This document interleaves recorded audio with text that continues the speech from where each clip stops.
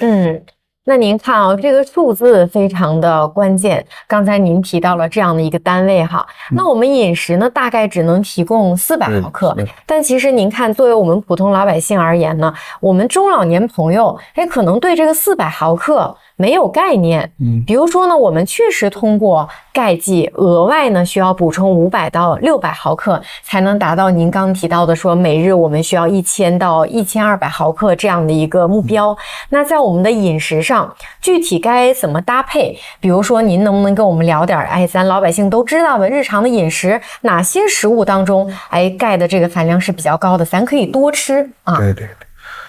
其实这个含钙的这个食物啊，有的人大概也都知道。我主要是讲一下这个老年人这个高钙吃的，刚才你提到的，哪些含钙量高的、有效的呀？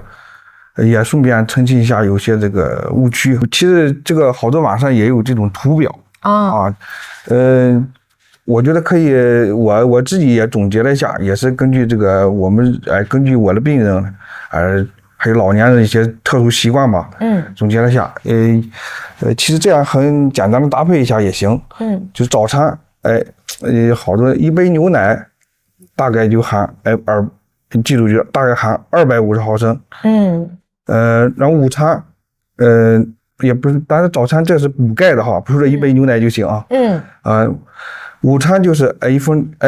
特别简单的一个油菜啊，清水，但必须得用开水或者是焯过的，才能有效的这个钙才能吸出来，大概是200毫克，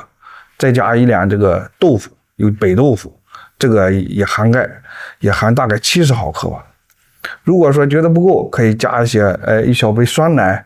这都是比较容易买到的。晚餐呢，就是一份青菜炒豆干，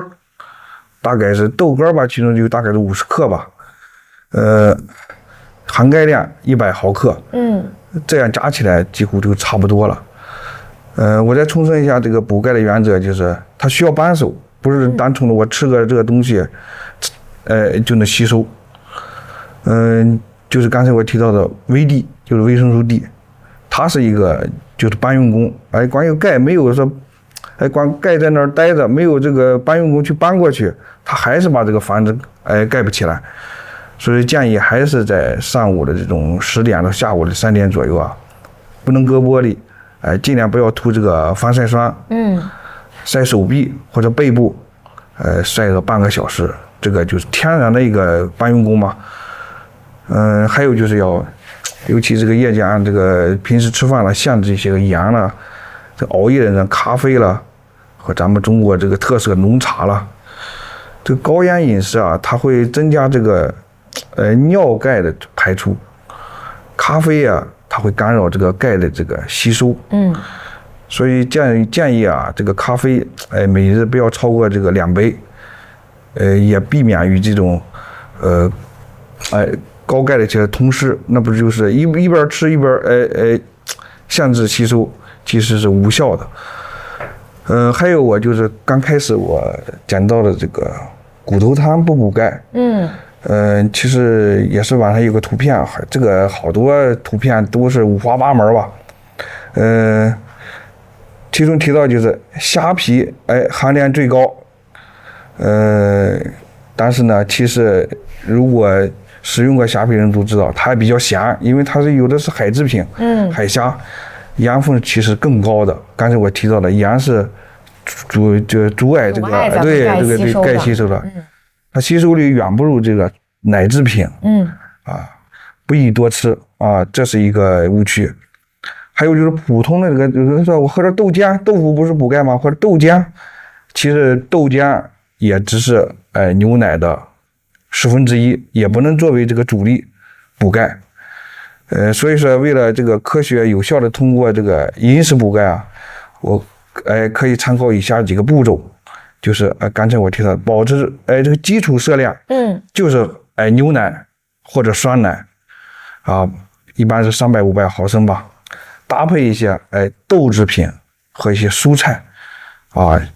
但是蔬菜记得要焯水啊，不然的话那个好多那个酸性的东西也会阻止这个钙的吸收。还有就是巧用一些这个坚果，干果类的，比如说黑芝麻啦、杏仁啦，作为一种加餐提味的，也可以促进吸收。保证每天这个半个小时这个日照，或者是比方说保证不了，这边身体很差，或者出不了门，或者天气不好，或者在冬天了，就是需要就额外的，咱最好这个医生指导下补充一些额外的这种维生素 D， 刚才说的维生素 D。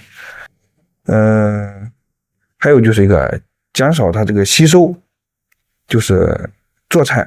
少放盐，再总结一下就是吃蔬菜，先焯水，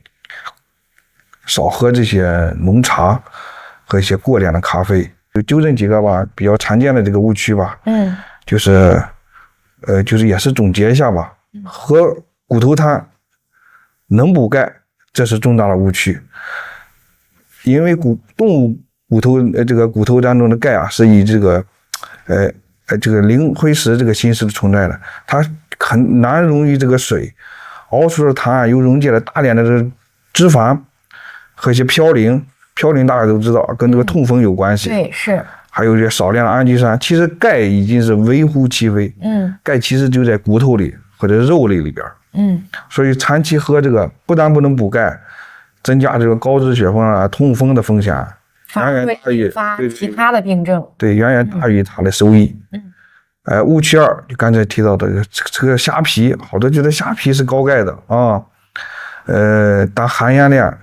更高，其实盐是阻碍这个钙吸收的，也不能作为常规的补钙。第3个就是豆浆，虽然是豆制品，不能替代这个牛奶补钙。就未经过这个普通的这种豆浆，钙含量其实也只是牛奶的一个1/10，远远不是这个钙的主力还是牛奶。